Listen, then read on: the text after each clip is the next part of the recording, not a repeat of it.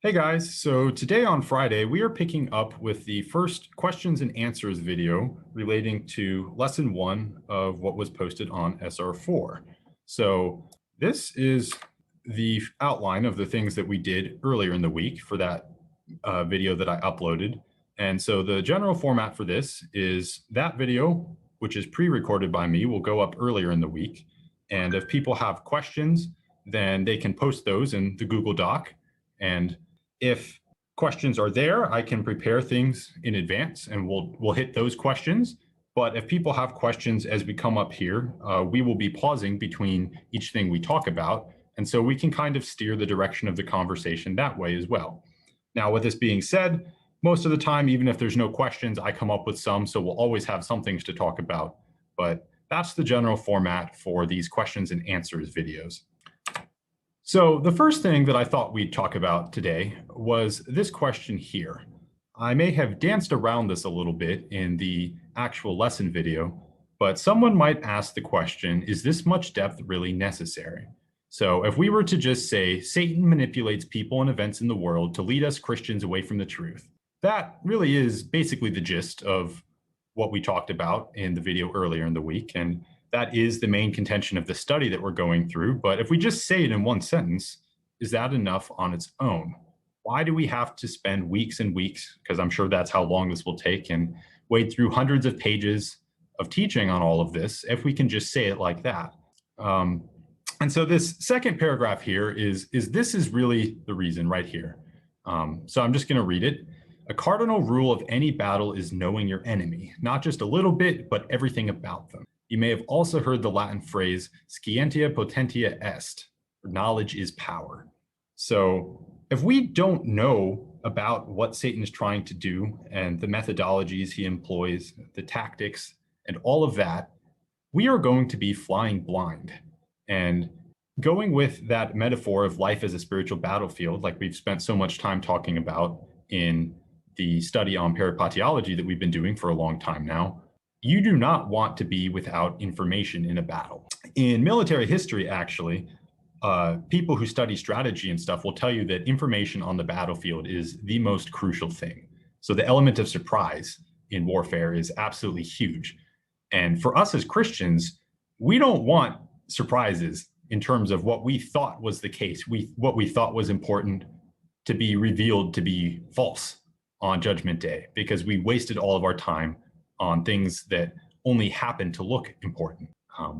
So pulling all this together, really the basic idea is that if we have an in-depth understanding of how Satan actually does control and influence the world, we are better able to inoculate ourselves against the illusion around us. So you can kind of think of this as a vaccine against all of the lies and the deceit that Satan peddles to try to turn us away from the truth. So in medicine, vaccines are a shot in the arm, something that you take beforehand to prepare yourself against the disease that you know is out there around.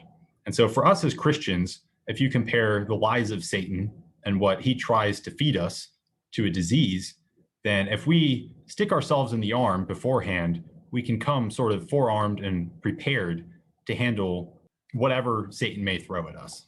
All right, so another question that someone might ask is this one here. So are many Christians really as helpless as the people chained in place looking at shadows on the wall? So that's coming from Plato's allegory of the cave, which we talked about as a helpful parallel for us navigating the web of lies that Satan has before us in this world. And so it's not a very flattering comparison for us, because these people, as we sort of talked about, have the tendency to scoff at the people who go outside the cave into the light. They think that those people are the ones with delusions. And so the question is, if we really don't want to be compared to those people, well, how much are we really like them? Are we really trapped in a cave? Are we really that caught up in the illusion that we don't even recognize it? And it certainly does depend to a degree on your spiritual growth and whether you've come across all of this stuff before, and sort of your overall level of spiritual cynicism, if that's a thing as well. But the answer is actually yes. And this is unfortunate for us. I think particularly in our modern world, where we have distractions all around us in terms of movies and books and fiction and all of these things that the internet lets us consume 24/7, I think a lot of people, even though in their hearts they're not setting out to turn themselves away from spiritual truth, end up sort of adrift, spending their time on other things. And so the real problem is summarized by the second paragraph here, is just that a lot of people don't view things that they maybe ought to be a little bit skeptical of spiritually. They don't hold them at arm's length. So if you don't recognize that Satan is in control of these things in the world, so the government, media, messages from TV and works of fiction, then you're liable to consume them more than you might, or trust them and get your ideas from them more than you would otherwise. And even more than this, and this is the thing that's actually really scary, is that sometimes Satan most effective weapons against us in the church aren't necessarily things that we don't look to for our spiritual nourishment, but they're false teachers within the church. So people who we as Christians look up to and respect, well, even if those people are well-intentioned, if Satan empowers error, as it were, so he sort of encourages false teaching to crop up in the church, then these people, even if they have good intentions, can end up doing lots and lots of damage. And not to get off on too much of a side tangent, but this is one reason why we really, really should be careful about who we respect as teachers, even because people generally want to give others the benefit of the doubt in terms of, well, maybe his doctrine isn't full on, but he's a good guy. He's trying to do the right thing. It's not that we should necessarily, drag down teachers and what's the right way to say this? I don't know, sort of victimize them, like make them like, gosh, I'm not being very elegant here. I guess just make an example of them, or, sort of like French Revolution style, down with the leaders, that sort of thing. I'm not at all saying that. What I'm trying to say is that the excuse of, well, he's just doing his best, really shouldn't cut it. And the reason for that is because Satan does use teachers in the church who are off on the wrong path. They're teaching something false. Those are in many respects Satan's most powerful weapons. And we should understand and respect that in our own application of who we follow, and sort of vote with our feet. And so I'm bringing all this up just because it isn't too far out there to say that many times the most popular teachings and the ones that have the most adherents who strongly stick to them are false teachings.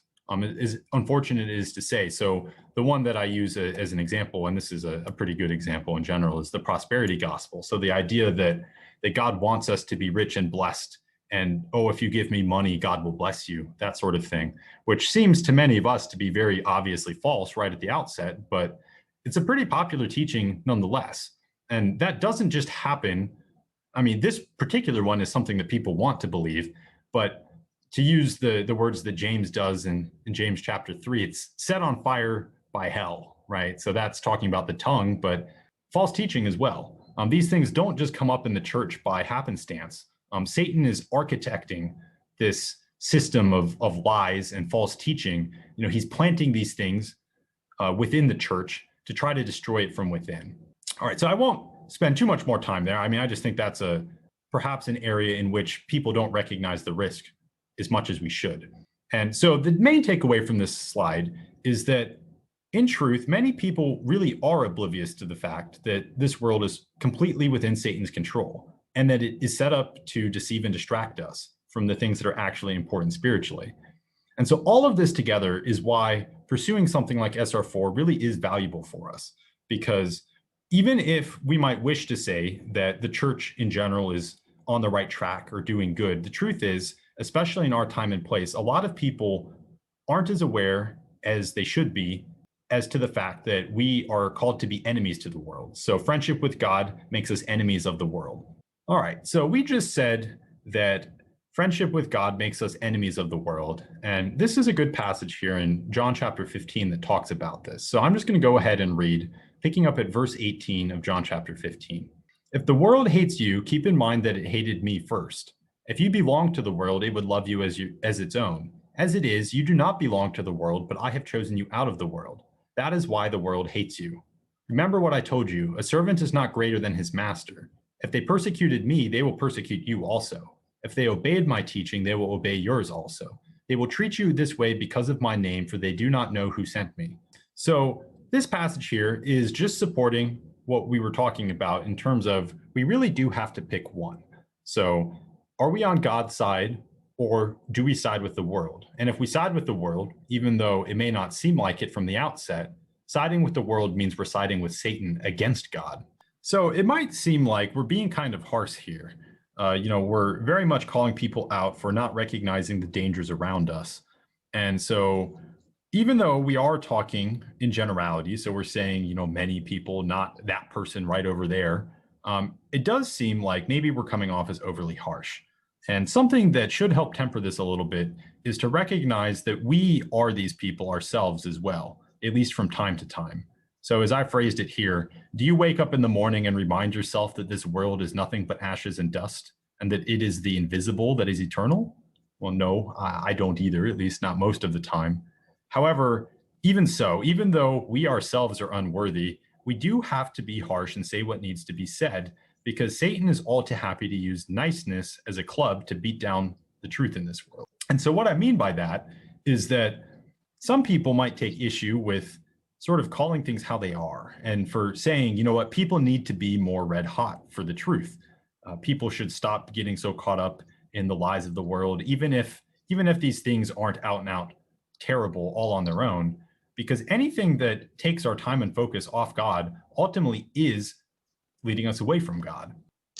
So this verse in 1 Corinthians chapter 10 talks on what we just said, that even if it is not things that are obviously evil in front of us, sometimes just spending time on things that aren't so dedicated to spiritual growth may not be the best thing for us. So this is 1 Corinthians chapter 10, verse 23. I have the right to do anything, you say, but not everything is beneficial. I have the right to do anything, but not everything is constructive. So just because something isn't out and out sin doesn't necessarily mean that there isn't opportunity cost for us spiritually in doing it. Because as I tried to say before, any time we aren't focused on the truth, learning, believing, applying it to our lives, praying for the church, doing ministry, all of these things that are very constructive spiritually, any time we spend that's not that, arguably is time that we're not spending most effectively unto the kingdom of God. All right, so another question that I know we did hit somewhat in the lesson itself, but I just wanted to come back up and perhaps talk about in a little more depth is why God doesn't just defeat Satan already, right at this point in time. Why does God keep letting this go on how it is in the world? So God is omnipotent and outside of space-time. Satan, on the other hand, even though he's way, way more powerful than we are as humans, so angels are in general, but Satan was himself the preeminent angel, right? The guardian of God's holiness. So even he's more powerful than garden variety angels, as it were. But even so, he's only still a finite creature. So contrast that, we just said God's outside of space-time. Satan is a created being within the bounds of space-time. So this makes his fight against God complete madness, because God could completely obliterate him in an instant. So Satan doesn't even stand a chance, is what we're saying here. And so I've made several points here that I think illustrate this well. So I'm just going to go ahead and read them. Maybe I'll pause in between. But in fact, when Jesus returns in radiant glory, he will single-handedly destroy all of the armies of the Antichrist. Their death warrant is signed. The end is coming for them. So it's just that even though God is not destroying all the forces of evil right now, presently today in front of us, that doesn't mean that it's not coming. This is in the book of Revelation that we're talking about, the Battle of Armageddon. In perhaps pop culture, Armageddon has two armies clashing with each other, the forces of good and the forces of evil. In truth, how this is going to go down is that Jesus is going to come back and he's single-handedly going to obliterate all his enemies. He doesn't need our help because he's God. And that is how overpowered this exchange is. God, it's like a character in a video game who has all his skills maxed out and he's facing the newest person in the game. That, to an infinite degree more, is how much more powerful God is than Satan. So at any instant, God could do this. And like I said, this is already prophesied to happen. Jesus will come when he returns in glory, and he will destroy all the armies of evil before him. And so, second point, in fact, when Jesus paid for our sins on the cross, Satan lost totally and completely. So as prophesied in Genesis 3:15, the head of the serpent was crushed by the seed of the woman. So this is after Satan had tempted Adam and Eve to fall. This is what God declares. He said, I will put enmity between you and the woman, and between your seed and her seed. He shall bruise you on the head, and you shall bruise him on the heel. So I'm taking some liberties here saying the head of the serpent being crushed. But the point is, when someone gets bit on the heel, it doesn't end them. When the serpent's head gets crushed, he's completely defeated. That's what the cross was. So Jesus Christ robbed death of its, he robbed death of its sting on the cross. So death has no power over us anymore. And in fact, the cross reconciled us to God. So humanity after the fall was positionally far away from God. We had this blood guilt upon us from our sin, but God washed that all away with the blood of Christ when he died for us on the cross. So this is what we mean by Satan's already lost. So you may have remembered, I think it was a few weeks back on the shared group recording we have on Saturdays, Audie and I were talking about this, how positionally Satan's already lost. It's not only is his fight against God completely insane to begin with, but he's still fighting after he lost his entire army, as it were. After he was dealt a crushing defeat, he's still insane enough to think he can win, right? So not only can we put our trust in God as the undisputably more powerful person in this conflict, but God has already won, basically. And in fact, point number 3, no matter what Satan does to us, even up to the point of imprisonment, torture, and death, he can't take away anything of any eternal import. God sees us, and eternity is all that matters. So what I mean by this is, even if we do die, people might get all up in arms about this. Even if we do die, even if we face torture, imprisonment, and death, it doesn't really matter spiritually, because we know that martyrs are given a cheerful reunion. When we go to see God in heaven, if we are martyred, we'll be held up and receive glory and honor for it. It's not something for us to necessarily be afraid of if we look with eyes of faith. This runs very counter to the world, of course, who says that this life is all there is. And so if you don't go away thinking that martyrdom's a good thing, because then it's over. Well, for us as Christians, we don't believe that. We believe that to live is Christ and to die is gain, to quote Paul. And so it's actually not the end of the world if we die or if bad things happen to us, because we know that if we hold the correct perspective, it is the eternal things that are important, not things in this life. And so these are 3 points that are important for us to keep in mind. And it's important for us to actually believe these things because these things are true. So let me repeat that again. If we believe these things, it's important for us to hold them in our minds because they're actually true spiritually. So it doesn't mean we have to like them necessarily, but these are the realities of how the spiritual world really works. And so the correct perspective for us to keep in mind is that even if Satan is given reign to manipulate the world strings today, tomorrow he'll be cast into the lake of fire forever. So on the stage of eternity, the span of human history is actually quite short. Satan is only given time to do his thing for a very short period of time. And after that, he'll be completely destroyed, and we won't have to worry about anything he could do to us ever again. And in fact, even on top of everything we just talked about here, things are only going to get worse during the tribulation. And the tribulation is talked about in the book of Revelation. So we really better get used to the idea that this world is enemy territory for us, because someday in the future, this world's going to start putting us to death for our faith. And so even if these things don't seem so realistic now, the enmity between us and the world may not rear its head for us every day. Well, we do need to get it through our heads that this is actually the case, because at some point in the future, the world will turn on us, and it will turn on us quickly. We won't have warning. But perhaps even more frightening, people who've made friends with the world, it will be too late for them. The book of Revelation talks about apostasy for a full third of the true church. People who don't catch the warning signs fast enough won't recognize the spiritual things playing out before their eyes, because they decided that making friends with the world was more important than holding on to their faith as Christians. And we might say, oh, well, that won't be me. I have it all together spiritually. Well, one of the reasons why the Bible is so frequent in telling us to to check ourselves, and it warns us to be on guard, is because none of us knows exactly where our hearts will lead us to. And the Bible is always talking about this principle of imminence too, because positionally the end has been near for 2,000 years now. We live in the last days, as it were, and none of us knows the time either. All right, so we had a good question from someone listening in this week, talking about this idea of phrasing, of how when we say that Satan is in present control of this world, it is kind of important for us to not just say, oh, well, God gave it to him, like God gifted Satan control of this world, as if this were the state of affairs that, oh, I don't know what's the right way to phrase this, that God is the agent in this. So God lets it happen, but that's very different than God being the one who's driving Satan to do this, right? As if God's pulling him along and Satan has no choice in this matter. So properly speaking, Satan usurped the throne that he's sitting on of the world. It's not his. It doesn't belong to him. He's a tyrant sitting in that seat. And that's why he will be overthrown eventually, because he's not the rightful ruler of this world. In fact, in the millennium, Jesus Christ will come to rule the world in person in the New Jerusalem, or not in the New Jerusalem, in Jerusalem. The New Jerusalem is what happens after the heavens and the earth are remade. But Jesus will come bodily to rule the world. And Jesus Christ, the Son of Man, the true morning star, is the one who the throne of the world belongs to, not Satan. But one thing I wanted to establish up front is that the Bible itself does call Satan the ruler of this world. So this is picking up in Ephesians chapter 2, verse 2.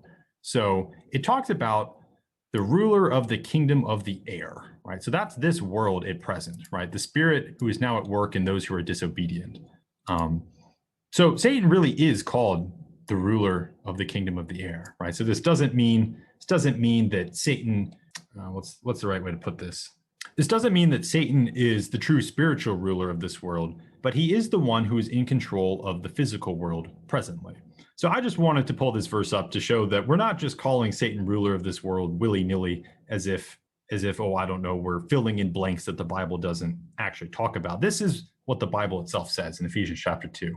So I mentioned positionally how Jesus Christ is the rightful ruler of this world, but it is important to talk about Satan's dominion over the physical world also in terms of man and man's initial place in the world. So I'm picking up in Genesis chapter 1 here, verse 26. So I'm just going to go ahead and read this. Verse 26. Then God said, let us make mankind in our image, in our likeness, so that they may rule over the fish in the sea and the birds in the sky, over the livestock and all the wild animals, and over all the creatures that move along the ground. So God created mankind in his own image. In the image of God he created them. Male and female he created them. God blessed them and said to them, be fruitful and increase in number. Fill the earth and subdue it. Rule over the fish in the sea and the birds in the sky and over every living creature that moves on the ground. So this rule over bit is what I was going to have us examine here. So man initially was was created as the creature having dominion over others in the world. And so in Genesis chapter 2, God brings animals to Adam, and then Adam gets to name animals. And the names that Adam picks stick, right? So this was man's initial place in the world. And in the Garden of Eden, before there was conflict and sin, man enjoyed his days sort of being the de facto ruler of this existence. But then the fall happened in Genesis chapter 3. So Satan is now somewhat in the place of where man was. And of course, positionally, in an eternal sense, we also mentioned how the person whose throne Satan really stole was Jesus Christ. And Jesus Christ will come to reclaim it. But, Satan as an angel and the other angels along with him don't have the same physicality that we do as human beings. And so in some sense, our place in the world as well was usurped by Satan. He destabilized the relationship between man and God. And then we as man, or not we collectively, but Adam and Eve were kicked out of the Garden of Eden. And this was because of Satan's trickery and deceit. So our rightful place in the universe, which will be restored when God comes back in victory, was also taken by Satan. So to address this question that we're talking about of did God give Satan control, is that phrasing appropriate? That phrasing really isn't. And if we were to say things like that, it's just important for us to clarify that God let this happen. That's, again, different from God making it happen, because Satan is the one who's usurping this authority. the one who's taking what is not rightfully his. And as we did touch on in the study, the reason why God has let this happen is because God's using Satan for his own purposes. In fact, as in the cross, God is letting Satan make a fool of himself, so to speak, just to prove to all people, human and angel kind alike, that God is perfectly just and righteous, and also perfect in his mercy, and that he can save sinful mankind, even despite Satan's best efforts to throw a wrench in God's plan for doing so. So Satan is completely powerless to stop this, but Satan nonetheless is the one who's making all of these decisions in opposition to God. God's not compelling him to do it, but God is letting it happen for the purpose of testing our hearts in this world. So you may have heard the phrase used of us as Christians that life is all about choice. It's all about whether we apply our free will to follow the things that God would have for us, or apply our free will to other things, the things of the world, which are all ultimately controlled by Satan. And that ultimately is why God allows Satan to be here in a position of power in this present creation, is to test us. So we have the ability as humans to choose between good and evil. And ultimately, that's why we're here. We have the ability. God's in fact done everything already for us by giving us a chance to be redeemed, to accept the sacrifice that Jesus made for us on the cross. And all we have to do is not say no. But this world is set up to force us into that choice. That, in large part, is why God let Satan do the things that he does now. Not because God couldn't stop him, not because God won't stop him eventually, but because in the time we call now the present, God is setting things up to give us a choice to follow him or to follow Satan, who's the present ruler of this world.